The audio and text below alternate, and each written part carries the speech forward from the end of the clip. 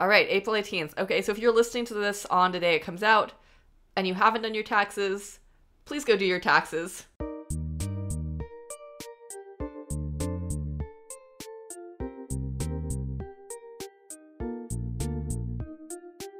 Welcome to Wild True, the podcast of your wildest memes. We're your one-stop internet culture shop, here to dissect what's going viral, why we care, and how this might affect our real human lives. I'm doing my best, Isabel. I'm Amanda, and I'm imminently losing my blue check. Anyone could be famous on the internet, so why not us? Well, see, now you can't be famous on the internet because you're losing your blue check. Yes, we are recording this on the morning of April 1st, which is, please don't prank me. But today, all of the quote-unquote legacy verified people on Twitter are supposed to lose their blue checks if they don't pay for Twitter Blue, which I'm not doing. So I'm gonna lose my blue check, and I think it's just very funny. Like, I'm not too pressed about it. Like, yes, it's annoying when people try to impersonate me on the internet, which, like, genuinely this happens. Like, I'm not, like, doing a bit. Like, people impersonate journalists. But also, I just think it's really silly how everybody is tweeting, like, I remember when I got my blue check. I had just started my job at BuzzFeed. I was a wide-eyed 23-year-old in my first meeting. And it's like, dude, shut the fuck up. Like, you're making us all look bad. Stop it. Hey, what are the chances that Elon just tweets like, haha, just kidding? Probably not zero. Low. But not zero. Yeah, no, my editor said this. She was like, I think there's a 70% chance this is a joke. And I'm like, but, like, he said this weeks ago. Like, it can't be a joke. Like, I don't think it's a joke, but if it is a joke, I'll be like, God damn it, of course it is. I think, okay, here's my prediction if he does say, haha, just kidding. I think it's not on, I don't think he meant this as a joke to begin with, but I think I could see a world where he's like, oh, fuck, nobody gives a shit about this, and nobody's paying for it, and all of these celebrities were like, just kidding, I'm not doing this. Where he's like, haha, it's April Fool's, just kidding. This was totally a joke, and that was planned from the start. Yeah, I think it's so funny, which I'm also angry at Elon Musk for another reason, which is that he made me laugh at a joke that Patrick Mahomes made. I don't think you know who Patrick Mahomes is. Football? Yeah!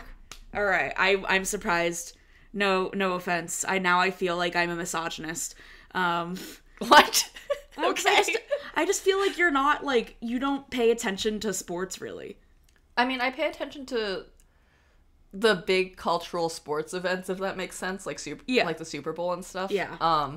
For those who don't know, Patrick Mahomes is the quarterback on the Chiefs who beat the Eagles in the Super Bowl in an event that was very traumatic to all living in Philadelphia.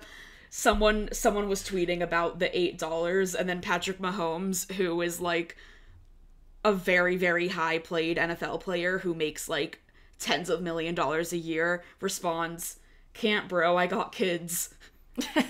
That's pretty good. It's so funny, all of these, like, celebrities who, make a fuck ton of money just being like, damn, can't pay the $8. Like, and they're doing it as a joke, but it's just very funny. I mean, he's got kids. Honestly, I kind of like them being like, I'm not paying $8 for this, because it really shows how much the blue check was worth to everybody to begin with, which was not that much.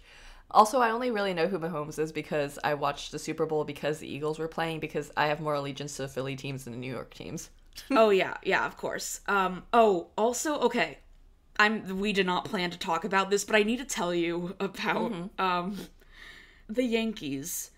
They're a team that essentially stands for, like, capitalism, and, like, sure, yeah, they're just super rich, and they win because they're super rich, except when they don't, ayo. And the Yankees made an opening day video for baseball opening day, which was this week, and guess the song that they used to be like, yes, New York, yeah, baseball. It's a song, like, I'm telling you this for a reason.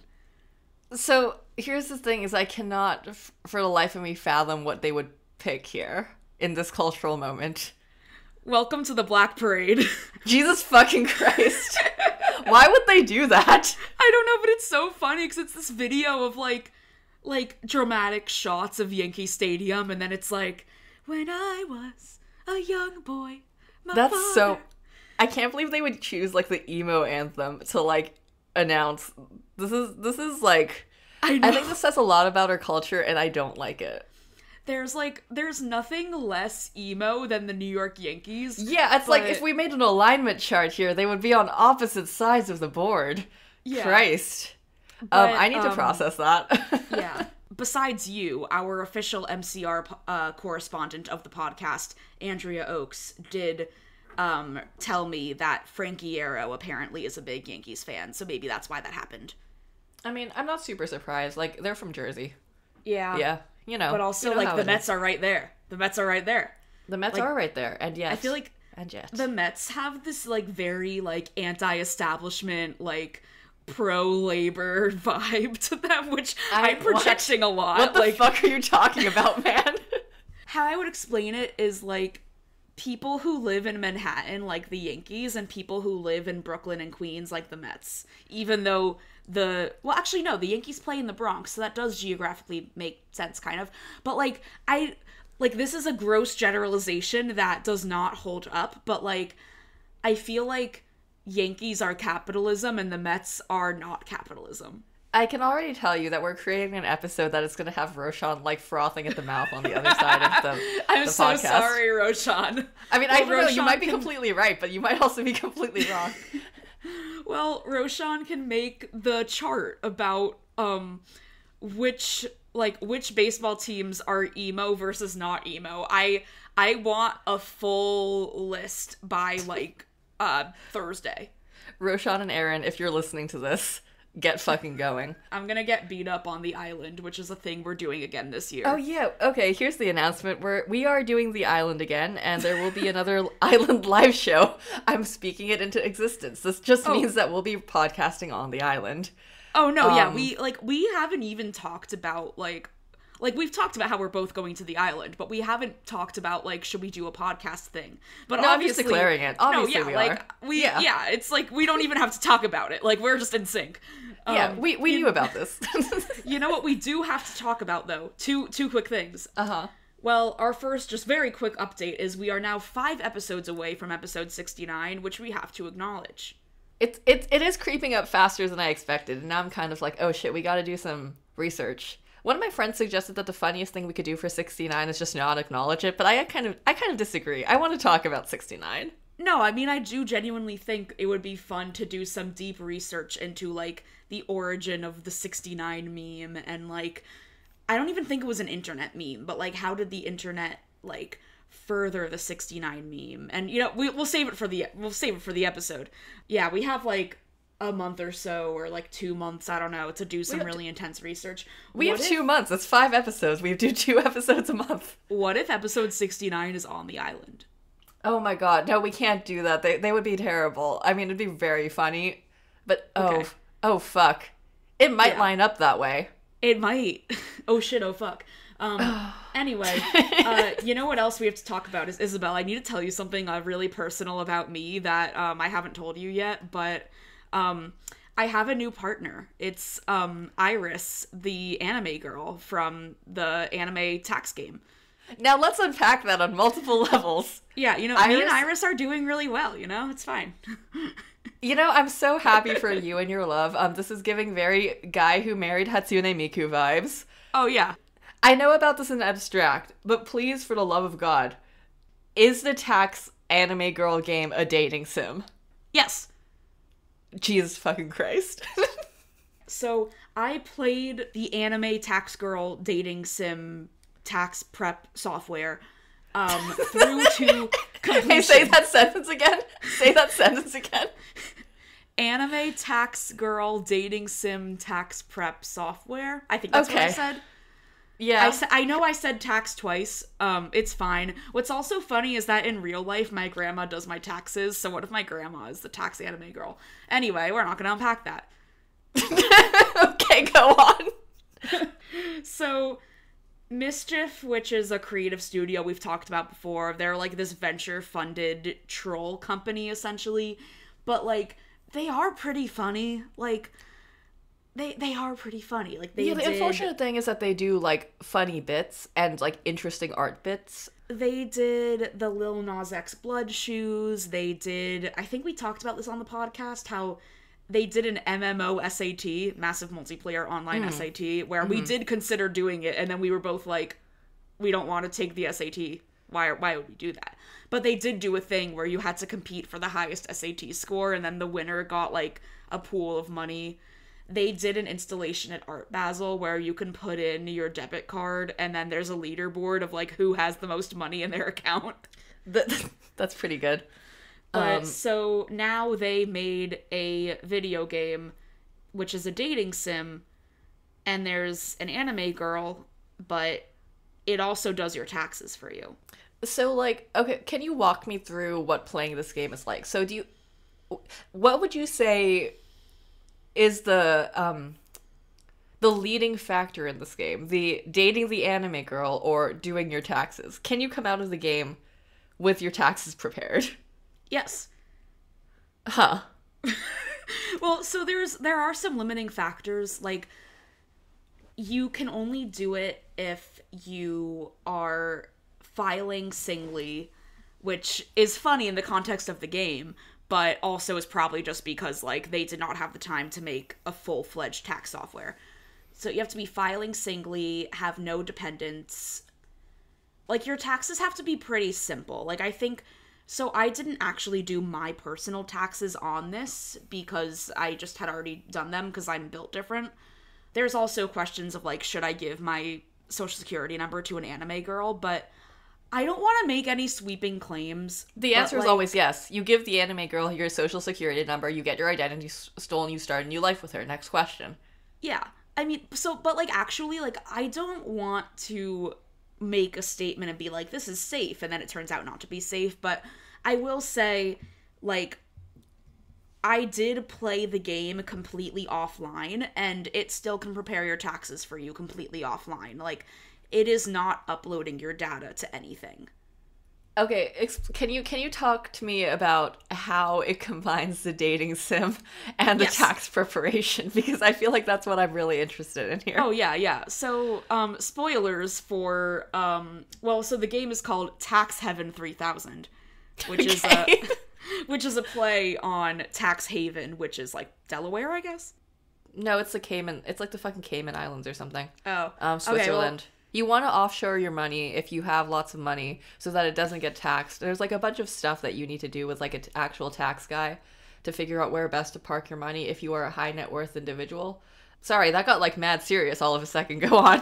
That's why our podcast is good. Yeah, I did. Okay, I'm sorry, I have to go on a tangent, but I don't even think I told you about this. I told a group chat that you're in about this, but you didn't respond. But I did go to a podcast mixer this week. Oh, yeah, I did see you post about that. I was simply going through it, so I did not respond. But tell me about this podcast mixer. Oh, I mean, it was fine. Like, I was kind of worried it was going to be a bunch of, like, bros, but it was just, like, normal people that happened to work in audio media. Like, it was fun. I'm glad I went. But I was talking to people, and then I would mention I have a podcast, which it's really awkward at a podcast mixer to mention you have a podcast, even though everyone has a podcast there.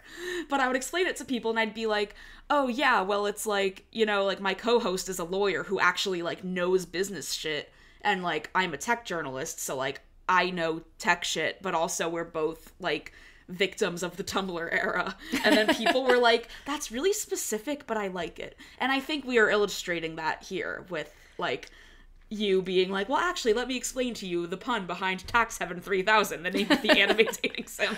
Anyway, we can maybe talk more about that at the end if you have questions about my podcast mixer experience, but I'm just going to cut it here. Yeah, my one comment here is that I think that's really specific, but I like it. Should be our Twitter bio. Yes. Anyway, so the premise of the game is... Okay, wait, also, sorry, no, at this mixer, people were like, oh, like, what have you been writing about lately? And I was like, Tax Anime Girl, the Balenciaga Pope is Goncharov. We have to talk about Balenciaga Pope and then Balenciaga Harry Potter. Oh, Balenciaga Harry Potter is incredible. The best Harry Potter media that has come out since 2007, hands down.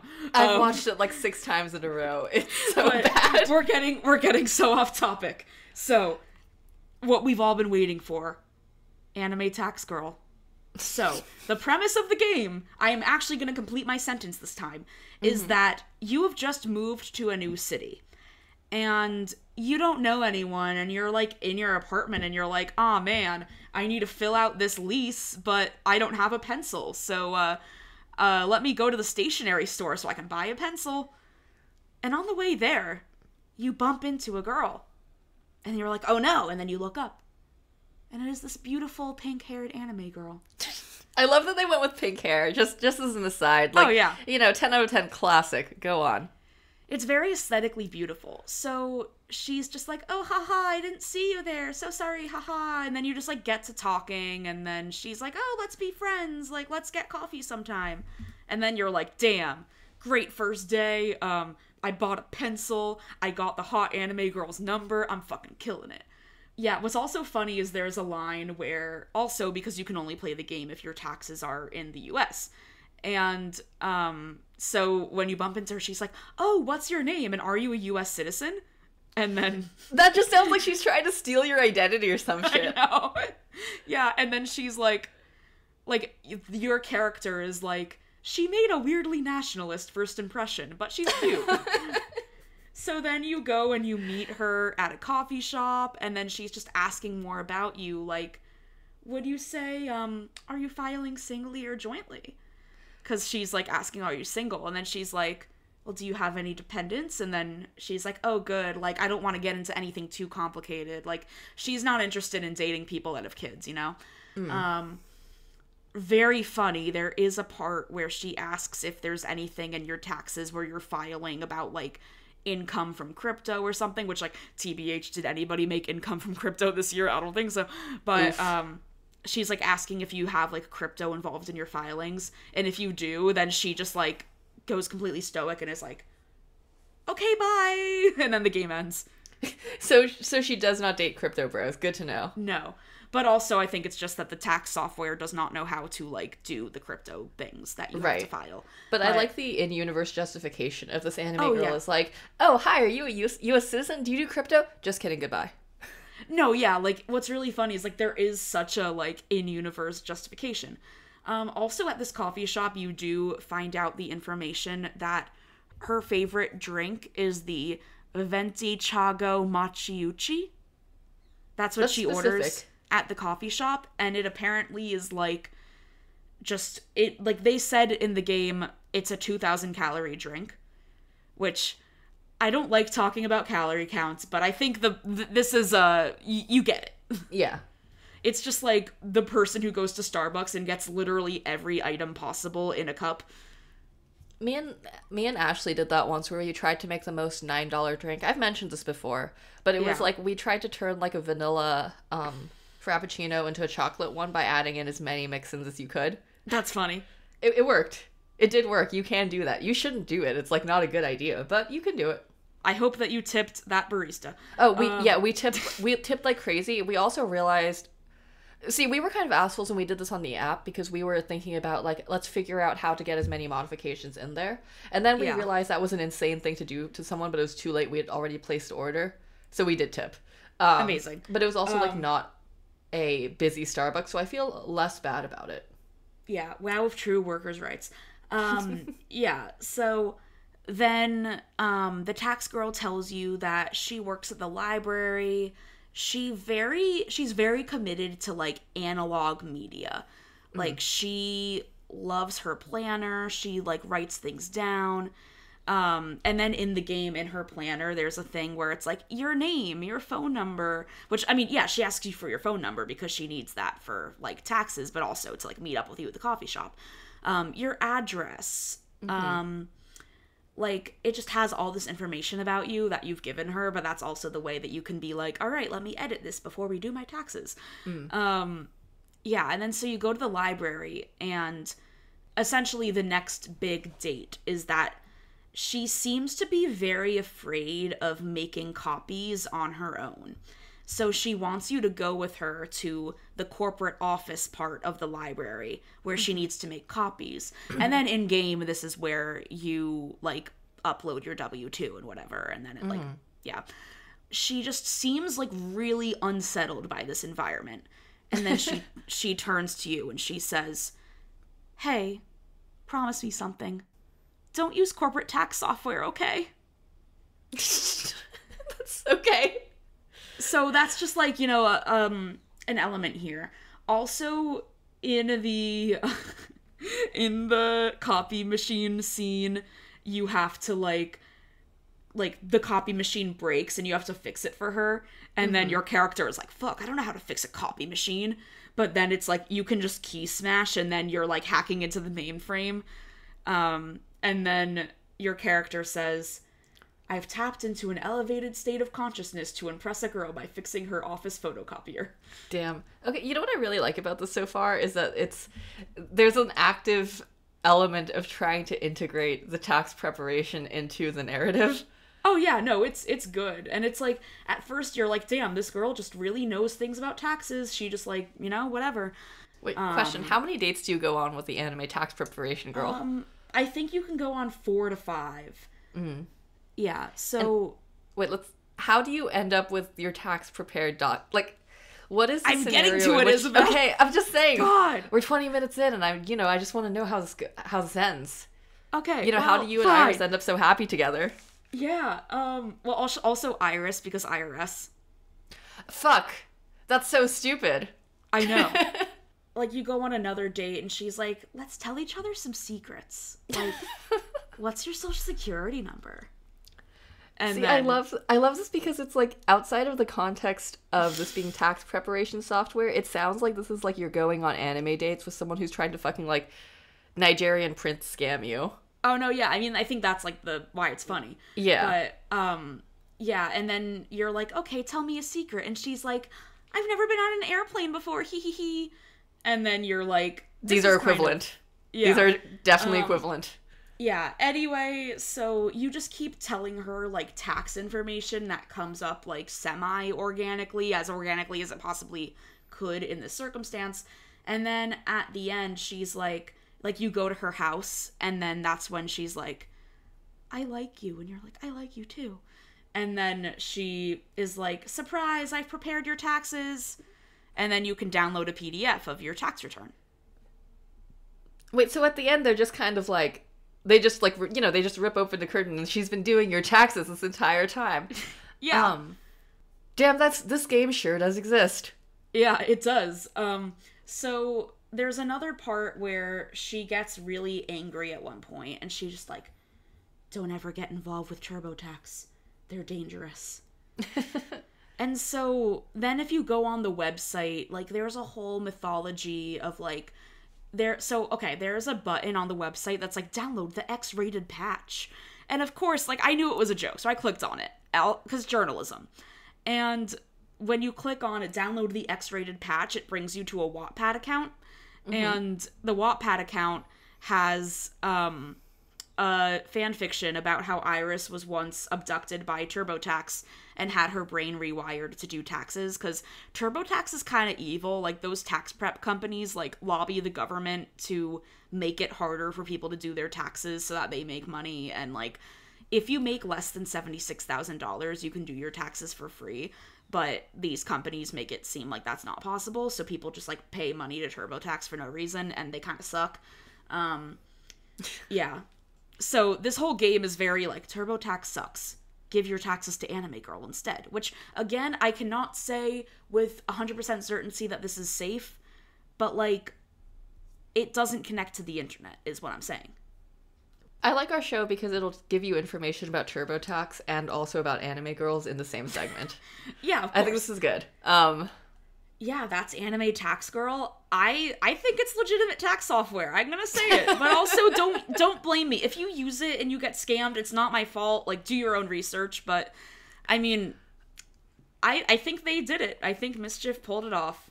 If you are listening to this episode and you haven't done your taxes yet, you should probably get on that, because I think the deadline is coming up in, like, a week and change. Well, the deadline is April 18th, which I know because it is perpetually in the upper right corner of the game.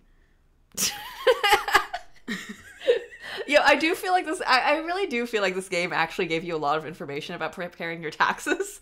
Like, you're just telling me a lot of tax shit that I'm just like, huh.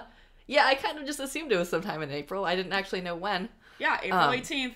Get on all right, it. April 18th. Okay, so if you're listening to this on the day it comes out and you haven't done your taxes, please go do your taxes. Yeah. You should do that. I didn't file my taxes one year, and then the IRS got mad at me. Yeah, you're supposed to file your taxes, Isabel. Okay, in my defense, I was like an idiot and also like 21, 22 or something like that. And I didn't make any money that year, and my dad was like, yeah, you don't need to do it. And he was wrong. I just thought my dad would be right about that. I didn't look it up. Damn, this is why he doesn't have a Wikipedia page. Yeah, hey, somebody go make my dad a Wikipedia page. So, okay, so wait, the other thing about taxes I wanted to bring up, because I just thought it was funny, was that I was talking with my tax guy, because I am now the sort of person who is a tax guy. Read, my dad has a tax guy, and I was like, Daddy, please, I don't want to do these. So I gave them to him to give to the tax guy. But then I was talking with the tax guy, and he was like, so tell me about this Patreon and this podcast. And I had to have the really cringeworthy experience of talking about my podcast with like a tax professional. Incredible. I mean, if you want to know how that shook out, it's basically, I was like, yeah, so all the money is going through my co-host's account. So like, we also make no money off of it. So you know how it is with spaghetti. Yeah. Yeah, also, I mean, Patreon was like, you're good. And I was like, all right, I trust you, Patreon.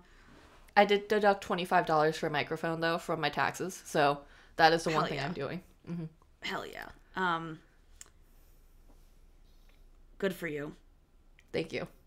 Tell me do you think they're ever gonna... Wait, do you think they're ever going to come up with expansions of this game for the different situations you end up in? Like, if you have like dependents, or if you're filing like jointly or some shit like that, and then they could just keep adding different anime girls who are interested in various aspects of like, I hope so. I mean, like, I don't know, if you're poly, then like, sure.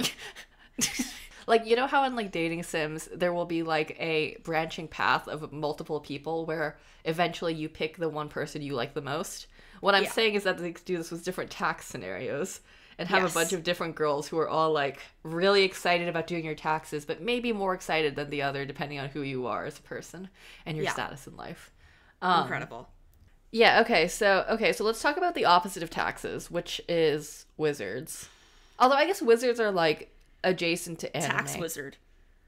But also, I think creating a wizard empire is sort of like the opposite of creating a tax anime girl from like a metaphysical perspective. What the fuck am I talking about? Do you know what I'm talking about? I mean, I do, because I have the outline of this episode, but... So sometimes I just say that I'm saying words recreationally, and then I play back, and like I played back like what I just said in my head, and I'm like, Jesus Christ, Isabel, you're incomprehensible. Anyway, we're talking about the Brandon Sanderson profiles because I think the situation is very funny. We talk about Brandon Sanderson too much on this show, and unfortunately, this is because, I like the boy. I think his writing is enjoyable to read. Let's not go into the is it good writing discourse, because that's a whole discourse that surrounds him and is actually the focus of one of these articles. So here is the situation. The situation Wait, sorry. When you say Brandon Sanderson, you mean Ken Jennings' college roommate? Yes, I do mean Ken Jennings' college roommate. Sorry, I just had to make that joke. Okay. Funny to you and like the 4 other people who are really into Jeopardy who listen. So basically, the situation is that there was a Wired article that was written about Brandon Sanderson a few weeks ago now, when this is coming out, titled, Brandon Sanderson is Your God. It is by, I don't actually know how to pronounce his last name, Kehe. If you could do your best shot, ? We'll see. That is just like, it's just a profile on Brandon Sanderson, and it is both very in-depth in the sense that like the author spent a lot of time with him and was clearly like invited into his home, and also profoundly mean. Like, it is so mean. And a weird thing is that it's not even mean in a super accurate way. It's mean about things like the guy is salting his food and he's kind of boring. And it really reads as if the author wanted to do a hit piece on Brandon Sanderson, but couldn't find anything to do a hit piece on because he thinks the guy is boring. Because basically the tone of the article is like, why is this man who writes about wizards kind of bland? And why does he Why is his writing not that good? Also, I've read 17 of his books. Like, he mentions that. Right. He's also, like, he's being both extremely mean to Brandon and also being like, yeah, I read 17 of the books. So there's a lot of, like, dichotomy of, what are you trying to say here, man? If you wanted to do a hit piece, there was a lot of stuff you can do a hit piece on Brandon about, because if you dig into, like, so he's Mormon, what's up with that? And also he has lots of money, and is it ethical to, like, you know, give a lot of money to a guy who is, like, tithe, like, part of his money to the Mormon church, which is, like, not great. We all know the Mormon church, not great. And there's some interesting stuff you could talk about there with, like, the connection between his wizard shit and the religion shit. A lot of the article comes across as, like, so we went to a convention, people there were weird. And it's like, yeah, buddy, you went to a convention. Everyone there's a freak. So that was the first article. I haven't read it, but I just pulled it up and I'm, like, scrolling through it. And yeah, this guy's being so mean. He's, like quoting sentences in his books and making fun of them. And I'm like, bro, you're a journalist for a digital website. And as a journalist for a digital website, I know that I have not written some good sentences because you're just incentivized to churn out articles. Like, come on. You, like, this guy is, like, asking for people to harass him because he's harassing Brandon Sanderson and then being like, I'm a better writer. Like, the thing is, if you want to say someone's a bad writer, you have to write a better article. That's my hot take. Simply write a better article. By trying to make Brandon seem extremely weird and being like, yo, this guy's so boring. Isn't that freakish? It makes him sound a lot more normal. And this is interesting because, like, a week later, a second Brandon Sanderson article drops that directly references this one. And in the intervening time, there was basically a lot of discourse in the fantasy world, like the fantasy fiction world, about, is this article mean or not? Why is this article like this? Brandon drops like a multi-paragraph thing on Reddit being like, yeah, don't harass the guy. It kind of sounds like he was up against deadline. Like, very, like, a very sick burn. Oh god, that's like one of those things where it's like, damn, if someone said that to me, I would be, like, devastated. Yeah, I was like, I feel like that's almost worse than saying the writing is bad, where it's like, the writing is bad, but I'm gonna be nice about it. Yeah, like, literally that's what it's like. The one thing that actually, like, I felt like was just, like, an attack on me specifically was, to quote this part of it, is, so where he's talking about Sanderson's writing group, where the writers group still meets every Friday, which is what today happens to be. It's the most PG gathering of writer types I've ever been to. There are chips and sodas. Someone's baked an apple crisp. Before the meeting kicks off, I corner some regulars in the kitchen. They're gossiping, cracking jokes. Like, what do you want out of, like, what do you want out of a writer's group? They have apple crisp. That sounds nice. Right? Like, it just sounded regular. And this is the tone of the entire article, where he's, like, mocking really regular shit as being freakish. I'm like, yeah, buddy, it's a writer's workshop. They're eating apple crisp. He's like, damn, I can't believe that Brandon Sanderson's writers group doesn't evolve into a mass orgy every week. Right? I was just like, what sort of writers groups has he been going to? Like, this is what my writing workshops looked like in college. Like, this is pretty regular. Yeah. Yeah, I'm also like, I feel like this is like what, like, my hangouts with my friends look like, except I guess sometimes there's like wine, but like, after we finish recording this, I'm gonna go play a Goblin TTRPG, and Noah's buying dinosaur chicken nuggets, so we're doing great. See, this is what I'm saying, is that this is the entire tone of the article. He also, in the middle, is like, what's happening to me? This story isn't coming together. To my mind, I still haven't gotten anything real from Sanderson, anything true. And I'm like, why would you admit, like, 2/3 of the way through your article that you have not figured out how to write the article? Like, are you okay? Does Brandon Sanderson have some sort of big project coming out, which is why there's these profiles, or, like, what's going on? I think what it is just that I actually have no idea whether there's a big project coming out. I think, theoretically, there could be a surprise drop of some sort of, like, big media thing. But I think this is maybe just in the wake of all the Kickstarter stuff and the fact that Brandon, like, I think, made the shift from being wizard famous to regular, like, novel, if that makes, like, being a novelty in the regular sense, where it's like, oh, you had the biggest Kickstarter, and oh, so many people read your stuff, and also, oh, you are taking stances on the audiobook thing, and Amazon, etc., the same way that like Cory Doctorow and stuff have taken stances on that. Wait, what's the audiobook thing? The audiobook thing is sort of related to the publishing thing, where basically he's like one of the very few people in the wizard writing space, and also just into writing space in general, who has the pull to be able to push back on terms in various publishing contracts, and also like how Amazon does it and stuff. And he's been very vocal about like, this is not good. There's more than that. I did not prep to talk about it, so I'm not going to, because I'll tell you the wrong information. But basically, there has been pushback in general from some authors who have pull against like the standard audiobook contract, like stuff that Amazon does. This is because Amazon is basically the monopoly in the space for audiobooks. It is not a monopoly. Yeah, fuck Amazon. Yeah, it is close to a monopoly, like Audible and stuff. So this is kind of that discourse. It is just one of the many ways that publishing is profoundly broken. Another thing we didn't prepare to talk about, but should probably at least mention that we just didn't prepare for this. We both had a week. It's fine. Internet Archive lawsuit. Internet Archive lawsuit. Yeah, we were going to talk about that, and then we were both simply having a week, and that is actually something we need to like read all the stuff for to talk about. Yeah, so just, saying we're aware of it. We just decided to talk about Anime Tax Girl because I went to a funeral yesterday, and Isabel is a lawyer. Yeah, like, listen, sometimes life happens, and you don't talk about it. It was an online funeral, which is a whole other weird thing. That's a lot. Anyway, here's Wonderwall. Yeah, okay. So, Brandon Sanderson. Back to the Wizards. Yeah, so that's basically the first article. You should go read it because it's, like, profoundly mean. And then there's a second article. Oh, okay, the other thing that I thought was mean in this article was, like, he doesn't even insult, like, Sanderson here. But he's talking about going to dinner with Sanderson and, like, one of his kids. This time the food is better. Utah Japanese. Like, first of all, why are you being so mean to Utah? Like, Utah does suck, but you don't need to do that. Like, this comes across as, like, cultural, like, this is the reason that everyone hates people from the coast if you're from the coast, you know? Yeah, or, like, this comes off like people who think that, like, it's people who live in, like, insert state here.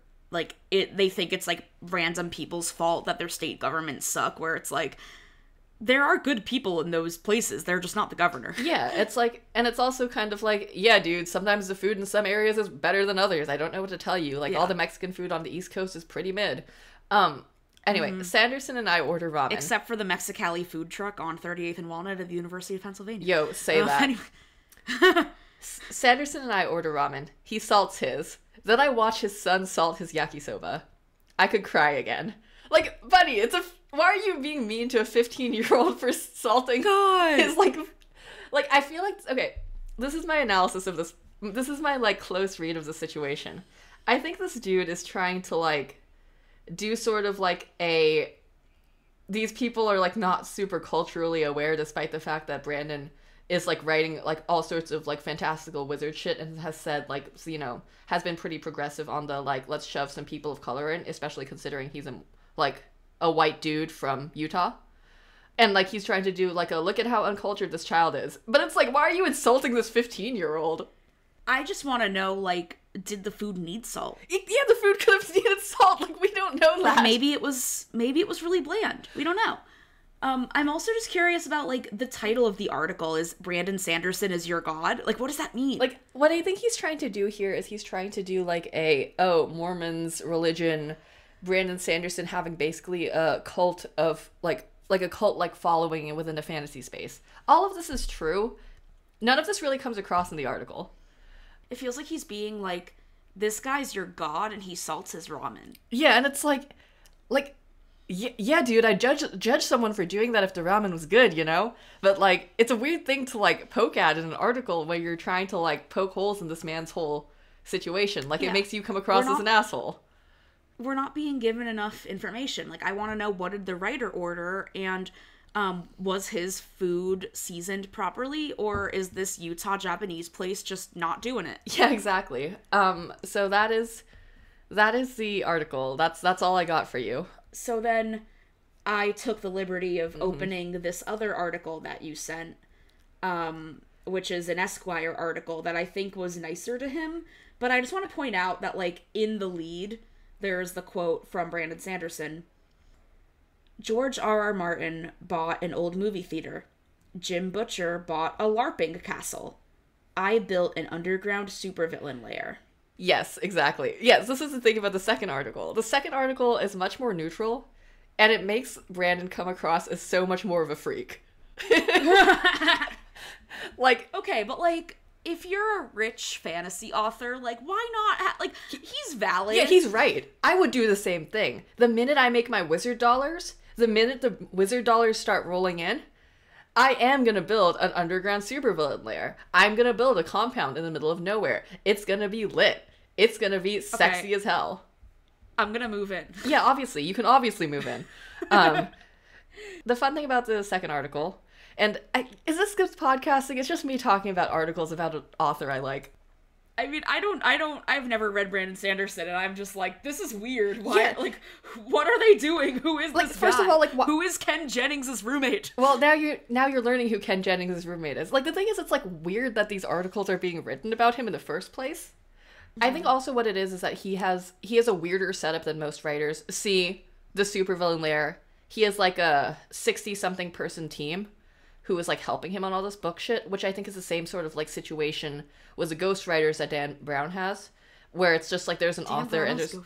No, I don't think anyone's actually ghostwriting for Sanderson. I think Sanderson is actually just a freak who writes all of his own books, but it's weird that he has a whole team for it. You know what I mean?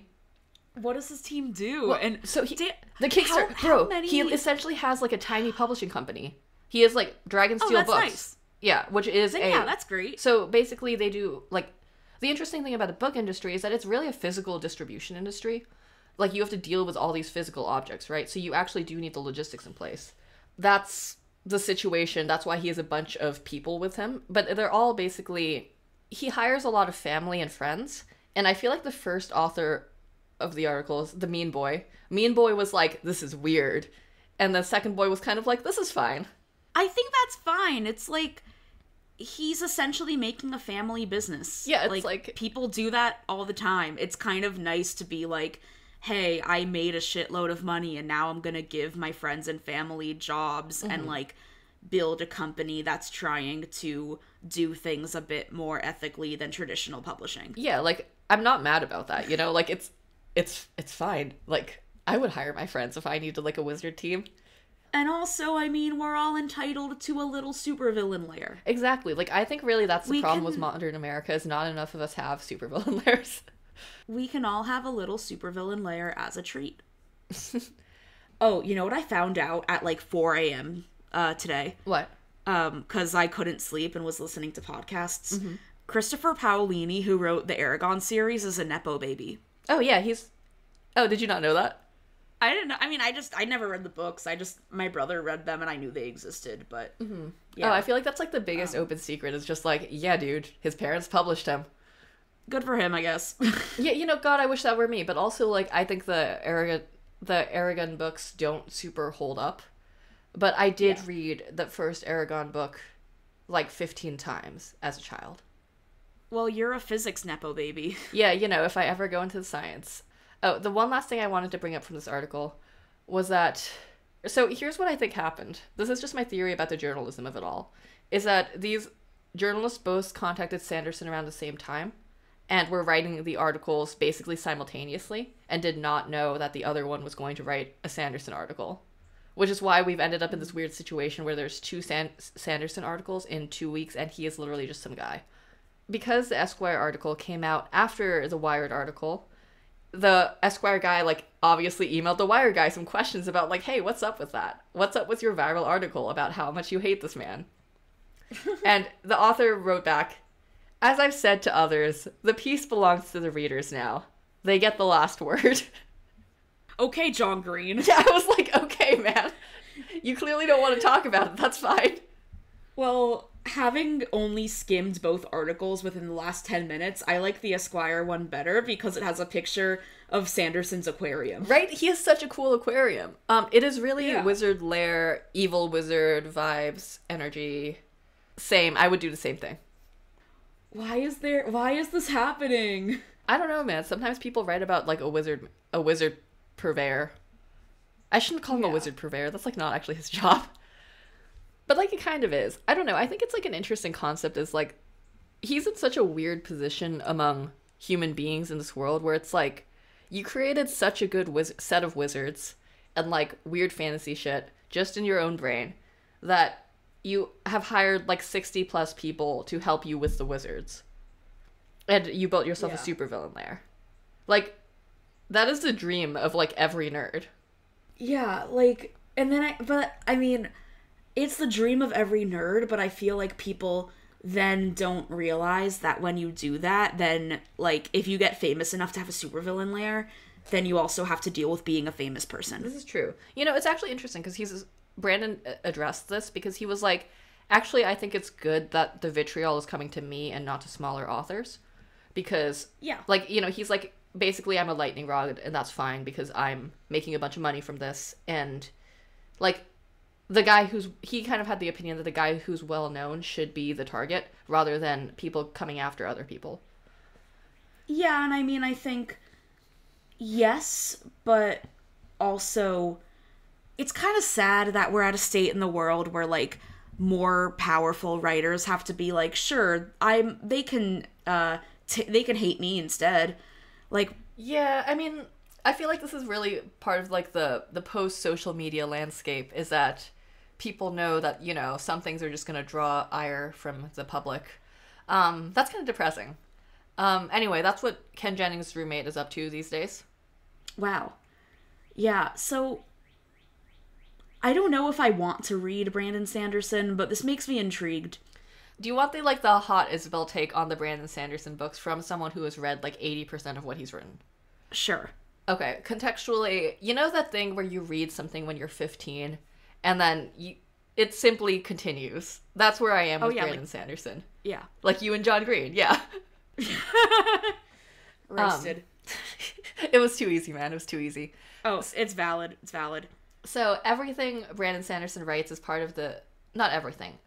2/3 of what he writes is in the same universe of the quote-unquote Cosmere. He also has a couple of YA series that are like not Cosmere related. One of them I've read, the other one I haven't, and the one I read I think was decent. And he also wrote a couple of things that are like set basically in like a little bit of a sci-fi version of our world. He is an okay writer. He is doing exactly what he needs to do with his writing, which is, it sure is writing. It's words on a page. He did put those words on a page. They're not really good words. They're just okay words. And I think that's okay, though. Yeah, like honestly, like he's writing, you know, like he's writing commercial shit. And that's fine. I would say that he's also not usually the best at character, except for when he is. Because I would say that he has a 50-50 chance of creating something that seems like a stock character or something that's not super interesting, and a 50% chance of just creating the boy I love the most with my life. Okay. Yeah, like Kaladin that's my son, and that's been my son for like 12 years. So that's where he's at prose-wise. If you like dense fantasy tomes, which I feel like is not your thing, I feel like... No. But like, you know, Craig, it might be your thing. If you like dense fantasy tomes, this is a good book for you to read because he does really good world building and he does really good magic systems. Everyone fucking nuts for his magic systems. My hot take is that like they're very like anime magic systems. They're very Homestuck magic systems. They're very like webcomic-y. Wait, I'm sorry. Homestuck has a magic system? Homestuck has like 15 different systems. We're not going into it here. Do you want me to explain the Homestuck systems to you? No. We can talk about class spec theory right now. Right here, right now. About what theory? You know, class specs. Class fix? Okay. Sorry. I'm so fucking sorry, everyone. We are going to digress and talk about Homestuck for 2 minutes. Just skip ahead. Okay, so, I'm giving you a solid 2 minutes. I'm watching the clock. Put the clock on. All right, so the thing about Homestuck is that Homestuck is basically about a video game that creates universes. Within this video game, you basically have a class and aspect system where each player essentially is assigned a class and aspect that chooses what their like magic power is and how it manifests. So that's the first of the systems. It's very video gamey because it is based on a video game. So for example, John Egbert, the protagonist of Homestuck, is the heir of breath. And it is supposed to be a pun. That's what I got for you. I told you it'd be fast. There are other systems. That was the one that I wanted to mention. Wow. Yeah, that was like 40 seconds. You know, the thing about Homestuck is that it's not even that complicated. Each of the individual parts are not that complicated. It's when you start putting them together where things get very weird. For example, the fact that, like, you know, there's a whole, like, playing pool-based magic system situation that happens in, like, a dead universe. We're not going to get into that. Okay, now it's been a minute. All right, good job. Well, now that Isabel's talking about Homestuck, I think it's time to wrap it up. And you can check that right off of your bingo board. Yeah, that's... Huge day for the bingo. God, great day for the bingo board. Yeah, probably next episode we'll talk about the Internet Archive stuff. Honestly, low-key, I was kind of glad to have a break from talking about legal shit. I feel like we've been doing a lot of legal shit episodes. There's been a lot of legal shit going on, and sometimes you gotta talk about anime tax girls and wizards. Yes, everyone do your taxes, and if you like this episode, tell a friend. Word of mouth is how we grow. Thank you to all of our patrons, and shout out specifically to Zoe Bray, Andromeda Thea, Brian, Gabriel Lada, Matt, Max, and Aaron's husband. If you want your name in the above or in our Twitter header, slide right into our Patreon at patreon.com/wowtrue. Shout out to audio editors Allison Mills and David Newtown, graphic designer and Canva Warlock Eric Silver, who made our logo, Sam Rizer, who made our podcast music, and Tessa Farah, who is transcribing our episodes. This keeps getting goddamn longer. You can find us on Twitter as @WowTruePod and Instagram and Facebook as @WowTrue. Had your 15 seconds of internet fame? Slide right into our Twitter DMs and tell us about it. And until next time, let's get weird on the internet.